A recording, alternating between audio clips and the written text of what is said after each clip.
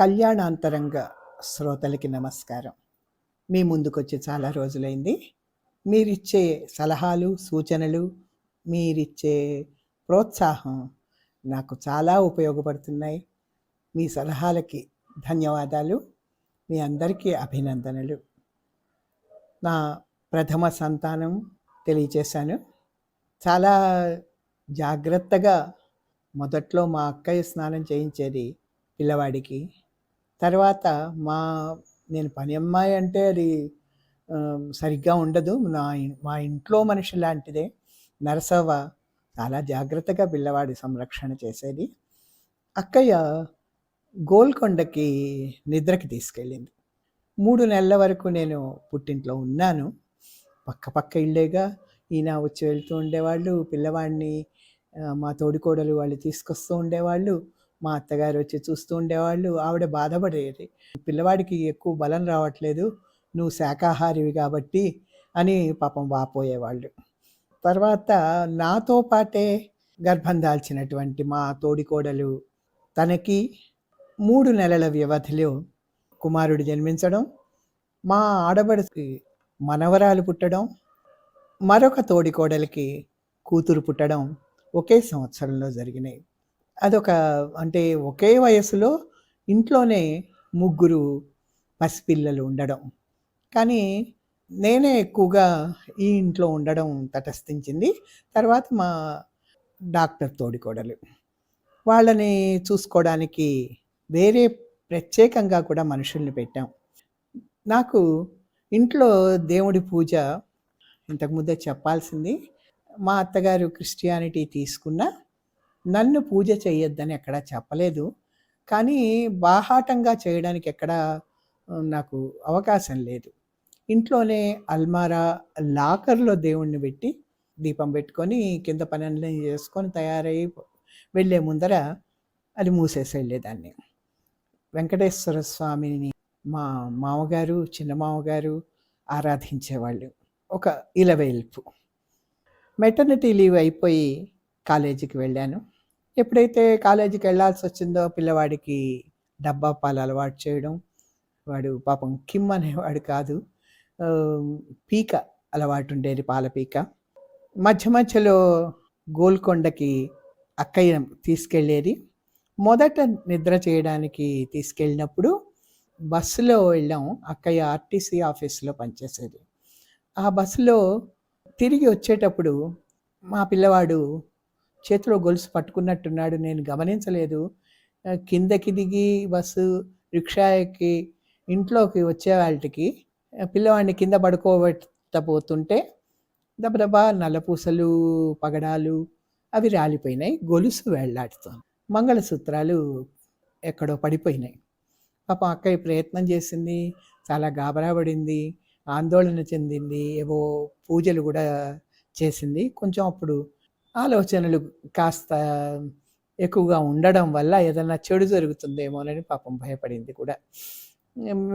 అట్లానే కాకుండా మరొకసారి మేము గోల్కొండకి మోటార్ సైకిల్ మీద వెళ్ళాం. మా అత్తగారు బయటికి వెళ్ళనిచ్చేవాళ్ళు కారు 3వ నెలలో ఇంటికి వచ్చిన తర్వాత. కానీ వారాంతాల్లో నన్ను బయటికి తీసుకెళ్ళడం ఈయనకి అలవాటు. ఇంతకుముందే చెప్పాను అది. పిల్లవాడు పుట్టి 3 నెలలు అయిన తర్వాత నెమ్మదిగా నేను పట్టుకొని కూర్చోగలను అని అనుకున్నాక బండి మీద గోల్కొండకు కూడా వెళ్ళాం. మెహదీపట్నం దాటాక ఒక బ్రిడ్జి, ఇప్పుడు ఉన్నంత ట్రాఫిక్ అప్పుడు లేకపోయినా, పక్క నుంచి ఎవరో హఠాత్తుగా రావడం, అది కొంచెం బ్యాలెన్స్ తప్పి కింద పడిపోవడం. పిల్లవాడు కింద పడ్డాడు. చాలా అదృష్టం బాగుంది, పక్కనే ఒక రాయి కూడా ఉంది. ఇంకా దూర ప్రయాణాలు పెట్టుకోకూడదు అని చాలా గట్టిగా నిశ్చయించుకున్నాం అప్పుడే. అక్కడికి వెళ్ళిన తర్వాత రాఘవమ్మ గారని గోల్కొండలో వీళ్ళకి పరిచయస్తులు, కాస్త రాజకీయాల్లో ప్రవేశం ఉన్న మనిషి. ఆవిడ పరిచయం అయ్యారు. ఆవిడ అక్కయ్య వాళ్ళ ఇంటికి వచ్చి వెళ్ళారు. ఏదో మాటల మధ్యలో రాఘవేంద్రరావు గారు, మా మాస్టర్ గారు, స్కూల్ మాస్టర్ గారు అక్కడ స్కూల్లో పనిచేస్తున్నారని వచ్చింది. ఇంకా అందుకని పిల్లవాడిని ఇంట్లో వదిలేసి నేను మాస్టర్ గారిని కలవడానికి వెళ్ళాను. ఆయన క్లాస్‌లో ఉన్నారు. తర్వాత వచ్చి కలిసారు. చాలా సంతోషం అనిపించింది. అట్లాగే మా బావగారిని కూడా తీసుకొని గోల్కొండ కోట ఎక్కడం. కొంతవరకు నేను కొన్ని మెట్లెక్కి మధ్యలో విశాలంగా ఉన్న చోట నేను ఆగిపోయాను. మిగతా వాళ్ళు పైనకి వెళ్ళారు. అట్లా కొన్ని అడ్వెంచర్స్ అనమాట. వారాంతంలో సరోవర్ హోటల్ అప్పుడు చాలా స్పెషల్‌గా ఉండేది. ట్యాంక్ బండ్ పక్కకుండేది. అక్కడికి చాలా తరచుగా మేము వెళ్తూ ఉండేవాళ్ళం. అక్కడ పిల్లవాడిని తీసుకెళ్తే అక్కడ సర్వర్స్ ఆ పిల్లాడిని ఎత్తుకొని వెళ్ళేవారు. వాళ్ళు ఆడిస్తూ ఉండేవాళ్ళు. మీరు మీ పని కానియండి అని మాకు చెప్పి అభయం ఇచ్చి వాడిని ఆడిస్తూ వాడెక్కడ ఎప్పుడూ అల్లరి చేయలేదు. అట్లాగే గోల్కొండ మళ్ళా వెళ్ళినప్పుడు అక్కడ తస్వీర్ మహల్ అని ఒక హాల్ ఉంది. అక్కడ సినిమాకు చూసాం. అట్లాగే ప్రతాప్ థియేటర్ అని అదొకటి ఉంది. దాంట్లో కూడా సినిమా చూసాం. Mid night show. ఇవన్నీ కాస్త మధుర స్మృతులు. వాడిని ఎత్తుకొని తిప్పడం. పాపం మా అత్తగారు కంగారు పడుతూ ఉండేవాళ్ళు ఎక్కువ తిరక్కండి అని. కానీ చాలా ప్రత్యేకంగా చాలా మధుర స్మృతులు వాడి చిన్నప్పుడు మాకు ఉన్నాయి. మా కాలేజీలో ప్రిన్సిపల్ స్వరాజ్యలక్ష్మి గారు స్టాఫ్ అందరికీ ఒక అంటే బయటికి విహారయాత్రలు అంతకుముందు వెళ్ళేవాళ్ళం. ఒక సినిమా, హోటల్ తీసుకెళ్ళారు. 2 సినిమాలకు వెళ్ళాం అట్లా. సత్యభామ అనే ఒక సినిమా, స్వర్గం నరకం అనే ఒక సినిమా. ఆ 2 ఆవిడ హయాంలో మాకు స్టాఫ్ అందరినీ తీసుకెళ్ళి చూపించారు. అది ఒక ఆట విడుపనమాట. చాలా అది తర్వాత ద్వారకా హోటల్లో భోజనం చేయడం. అవి కూడా చాలా బాగా గుర్తున్న సంఘటనలు. తర్వాత అన్నయ్య వాళ్ళు హైదరాబాద్ రావడం. మా తమ్ముడు Vachaspati diploma course German lady, ఆ జర్మన్ మేడం ద్వారా రాంచీలో చేరడం. హాసి అన్నయ్య వాళ్ళ ఇంటికి వెళ్ళడం. ఇవి జరిగిపోయినాయి.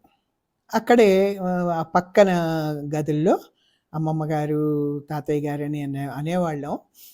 కృష్ణకుమారి అని అక్కయ్య కొలీగ్ ఆర్టీసీలోనే పనిచేసేది. వాళ్ళ అమ్మా నాన్న ఉండేవాళ్ళు. వాళ్ళు ఎంత ముద్దుగా చూసుకునేవాళ్ళో పిల్లవాడిని. అట్లాగే నాకు కాస్త పచ్చం అవి వండి పెట్టడం, అట్లా ఇవ్వడం, అట్లా చాలా ఆదరించేవారు. అట్లాగే నేను చెల్లెలు వాళ్ళు వెళ్ళిన తర్వాత అది మారేట్పల్లి జూనియర్ కాలేజీలో ఇంటర్‌లో చేరింది. ఆ పిల్లవాడిని ఎత్తుకొని ఆ కాలేజీకి వెళ్ళడం కూడా నాకు చాలా బాగా గుర్తు. తరచూ వెళ్ళేదాన్ని. సెలవు రాంగానే సగం పూట అట్లా పర్మిషన్ తీసుకోను. అట్లా ఎత్తుకెళ్ళడం. అక్కడ అది దాని ఫ్రెండ్స్ ఆడించడం. అంటే అన్నయ్య వాళ్ళ ఇంటికి నేను వెళ్ళలేకపోవడం వల్ల దాని దగ్గరికి పిల్లవాడిని తీసుకెళ్ళేదాన్ని. బలభద్రపాత్రుని రమణి ప్రస్తుతం రచయిత్రి, నటి కూడా. తను కూడా మా చెల్లెలు సత్యప్రియ స్నేహితురాలే. అదే కాలేజీలో చదివింది. వాడితో ఆడుకునేవాళ్ళు వాళ్ళు. తర్వాత మరొక మధురమైన మరొక సంఘటన ఏంటంటే కాలేజీలో కృష్ణశాస్త్రి గారి సమావేశం ఏర్పాటైంది. నాతో పనిచేసే నిడమర్తి నిర్మల గారు కృష్ణశాస్త్రి గారి మీద పరిశోధన చేశారు.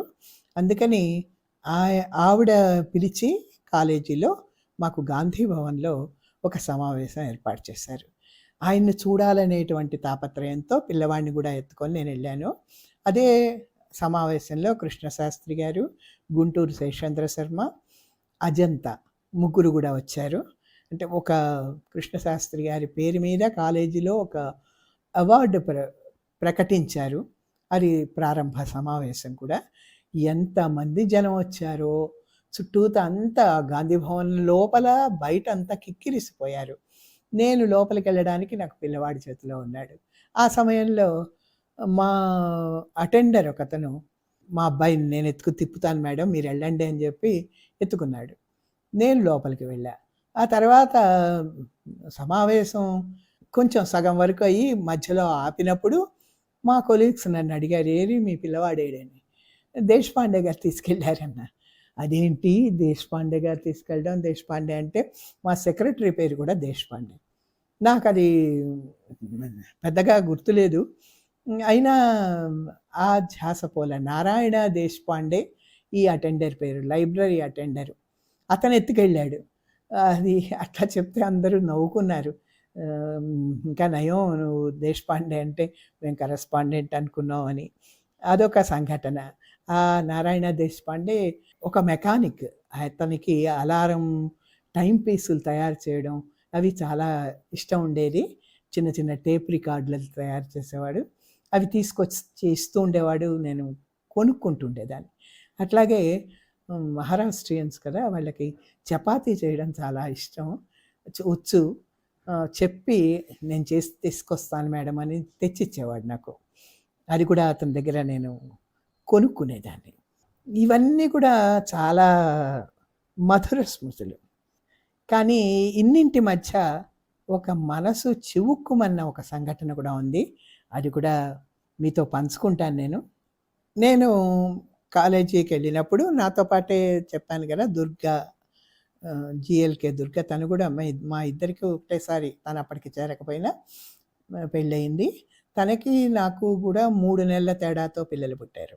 తను వాళ్ళ అత్తగారు దాదాపుగా ఎవరికైనా పెళ్ళి ఎప్పుడు ఇటు అత్తగారి వైపు వాళ్ళైనా, అటు పుట్టింటి వాళ్ళ వైపైనా నగలు పెట్టడం, బంగారం ఇవ్వడం ఆనవాయితీగా ఉంటుంది గదా! మాది జరిగిన పెళ్ళి హఠాత్తుగా జరిగింది. ఎవరు పూనుకొని చేసింది కాదు. అంటే అంత ఎక్స్‌పెక్టేషన్స్ పెట్టుకోకూడదు నేను. కానీ కొంచెం అనిపించేది. కామేశ్వరి మేడం అనేవాళ్ళు, నల్ల పూసలనేది అలంకారం కాదు. ఒక నగ కాదు. అది కూడా మంగళసూత్రాలు ఎట్లానో అట్లా అని. నాకు కొంచెం ఆలోచన, అయ్యో! నల్ల పూసలు నేను కూడా కొనుక్కుంటే బావుండే అనే ఆలోచనతో కొంచెం బాహాటంగా అందరికీ నేను కొనుక్కోవాలనుకుంటున్నా. ఏ డిజైను, ఎక్కడ అన్నీ కొంచెం మాట్లాడాను. మాట్లాడిన తర్వాత పిల్లవాడు పుట్టిన కొన్ని రోజులకి నాకు మా కొలీగ్ ఇంటికొచ్చి, "నువ్వేవో చాలా ప్రణాళికల్లో ఉన్నావుట బంగారం కొనడానికి. నీ పెళ్ళికి నేను చేసిన సహాయం గుర్తు చేస్తున్నాను. కొంచెం ఇవి సర్దుబాటు చేస్తే బావుంటుందేమో" అన్నారు. నాకు చాలా మనసు చివుక్కుమంది. నిజమే, నేను చెప్పడం తప్పు. మనసులో ఉన్నదేదో అట్లా గొప్పగా చెప్పాలని చెప్పాను తప్ప అది ఎక్కడికి దారి తీస్తుందో తెలీదు. మాకు జీతాలు అడ్వాన్స్‌గా కాలేజీ ఇచ్చేది కదా! నేను ఆథరైజేషన్ లెటరు నా దగ్గర నుంచి తీసుకొని ఆవిడ అక్కడ సబ్మిట్ చేసి నాకు ఆ నెల జీతం రాలా. నేను ఎవరికీ చెప్పలేదు. పిల్లవాడు, చిన్నవాడు కొంత అవస్థ పడ్డాను. అది మాత్రం మనసులో అట్లా గుచ్చుకుంటూ ఉంటుంది. సరే, సహాయం చేయడం వాళ్ళ గొప్పతనం, మంచితనం. తీర్చలేకపోవడం నా అసమర్థత. అది నేను ఒప్పుకుంటాను. కానీ ఆ సమయం, సందర్భం అట్లా వచ్చింది. అది మాత్రం నాకు ఇప్పటికీ కాస్త మనసులో ముల్లులాగా గుచ్చుకుంటుంది.